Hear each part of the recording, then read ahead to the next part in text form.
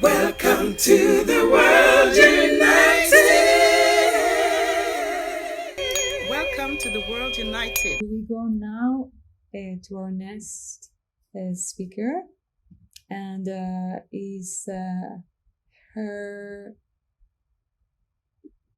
name is Helena Montelius, and we are not sure if she could make it. I don't think she could make it today because there's fires in California, so they're evacuating her area, and she needed to leave her home. So we're gonna play her video, and we hope all goes well for California, and that send a prayer for those fires to be put out very fast. We need all these beautiful virgin forests thriving and not being burned down now. So we hope this goes fast. And here is Helena Montelius. She will speak about powerful tools for opening our minds and creating unity. She will speak about how our thoughts and belief systems create separation and conflict in our personal lives as well as globally, and how we can shift that. Here is Helena Montelius. Thank you.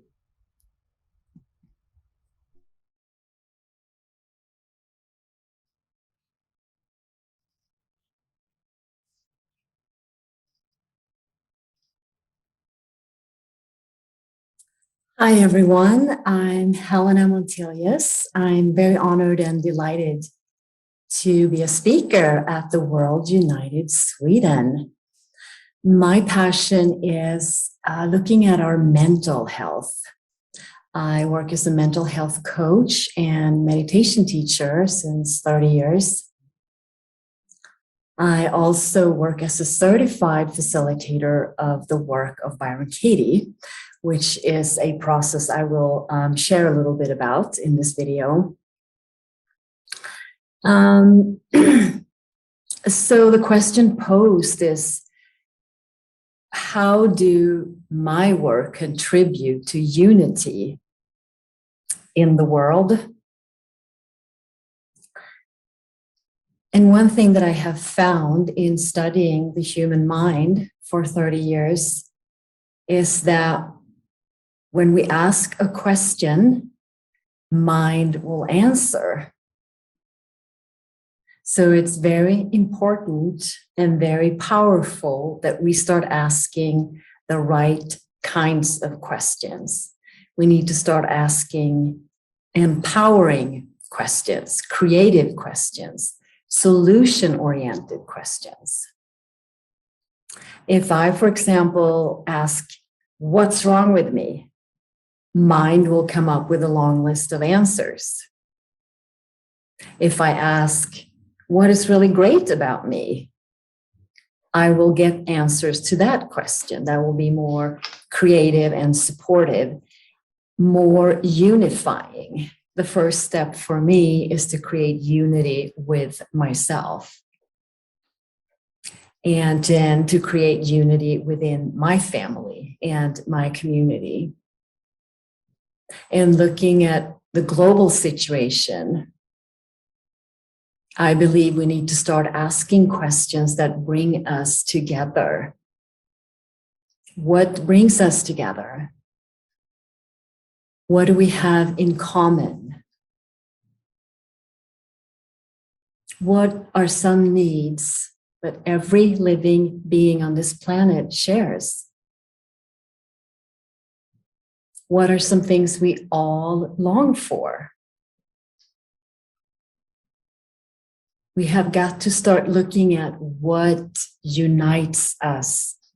What can we agree on? Instead of focusing on the outer forms and focusing on what's different, looking at how we're disagreeing, what we're disagreeing about, why we're disagreeing, how we're different. I think if someone looked down from outer space and saw the most gorgeous planet in the universe, and then saw us fighting with each other, quarreling, going to war, country to country, but also within our own families. We go to war with our own children, our own husbands and wives and friends and siblings because we don't agree and because we're asking the wrong questions. So another function of the mind is it wants to be right. And we will fight for that. Our ego wants to be right. Look, here is a long list of why my opinions are better than your opinions. And we're busy trying to convince each other. And we're more united. We only unite with people who share the same opinion, the same perspective on something. The Democrats are mostly loyal and united to the Democrats. The Republicans are loyal and united to the Republicans. The Muslims are loyal and united with Muslims, etc., etc. We need, in my opinion, to understand that we are not our opinions. We are not our political views. We are not our religion. We are human beings sharing a very precious life on this beautiful planet. My religion, my political points of views, my spiritual practices, that's secondary. That is something I choose. That is something I should be free to believe whatever I want. But I never have the right to impose my opinion on another human being.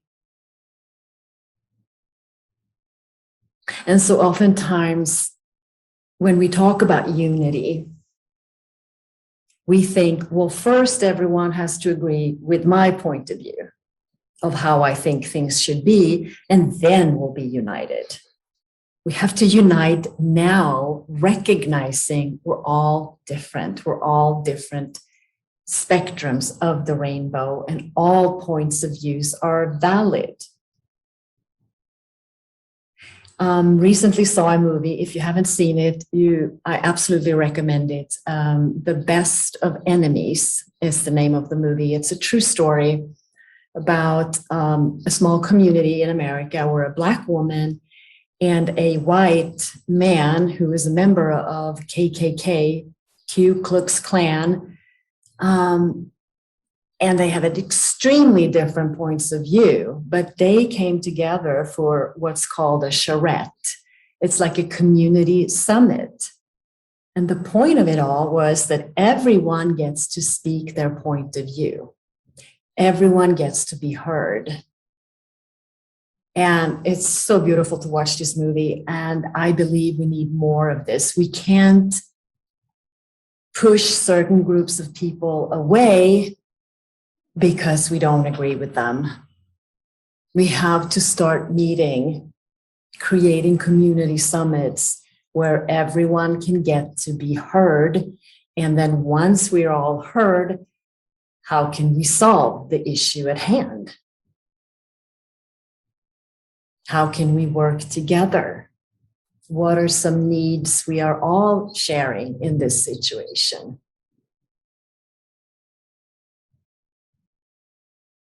And meditation for me is such a beautiful way to unity because it brings me in touch with my deeper self, that self that doesn't have an identity, that self that is simply love, simply pure awareness. And this every single human being has. Everyone has absolutely equal amount of wisdom. And meditation brings us right to that place so we can start to see each other with compassion, with kindness. see each other as brothers and sisters on this planet. And the practice that I'm really passionate about is that I mentioned, that's called the work, that was created by an American woman named Byron Katie, is a process where you get to question and dissolve any underlying fearful, limiting, stressful, judgmental thoughts. It's a series of questions because, again, if we ask the right questions, we will get the answers. Our mind and our heart will answer, but we need to be quiet, come to stillness, and look within. So, how do I react when I believe the thought that this group of people have the wrong perspective? Whatever group of people it is, they simply don't get it, right? How do you react when you believe that thought? You close off to those people. You close your heart. You create separation. And you, again, get to feel righteous. Your ego gets puffed up. Oh yeah, I know how things are. I truly understand this situation. So the first question we ask is it true? So this group of people, pick any group you want, Democrats, Republican, a certain religion, people who won't get vaccinated for COVID or people who do get vaccinated for COVID, any group of people you disagree with. They simply don't understand. The first question is that true? And you allow it to drop in. Can you absolutely know that this is true? That's the second question of the work. Can you absolutely know that this group of people, they're wrong? They just simply don't get it. The third question is, how do you react when you believe that thought? So just watch your own emotional response. That's the power of working with the mind. We believe a certain thought, it creates an emotional reaction. From that emotional reaction, we act. And we create results in our own personal life, but also globally from the beliefs we're holding on to. And who would you be without that thought is the fourth question. Who would you be without the thought that this group of people just don't get it? They just don't understand. They're wrong. Who would you be without that thought? Thinking about those people. Maybe you're more open and available to see them as human beings. To be open to maybe listening to their perspective, to their point of view. Maybe a little more humble. Maybe I don't know everything. Maybe my points of view are simply my points of view. They're not the eternal absolute truth. And the last step is the turnaround. You turn the thought around to the opposite. So this group of people, all right, this group of people do understand. What could be some examples of that? They understand their point of view. They understand their perspective. They have a right to that. And you turn it around to yourself. Whatever you're projecting out, you turn it around to yourself. I don't get it. I don't understand. So let me start there. Let me start with myself. as Gandhi said, be the change you wish to see in the world. Let me sit with that. Let me sit with what I don't understand, what I don't get.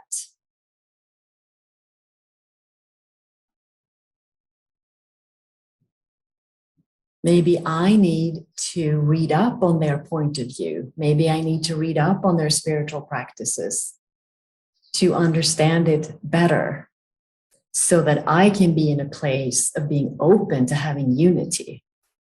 Because we can't wait for everyone to find the same opinions. We have got to start creating unity now within our different points of view and look at how can we work together? What are some things we can agree on? So the work brings it home to yourself so that you can start practicing it in your life. How can I create unity with myself? How can I create unity within my family? How can I hear my family better? And simply understand, aha, this is your point of view. This is how you're feeling. So thank you for your time. You can find me at lookwithininstitute.com. Thank you so much. Wow, wonderful to have Helena Montelius coming from California and from Swedish background with such an amazing, powerful message. And I feel we all resonate with what she's saying.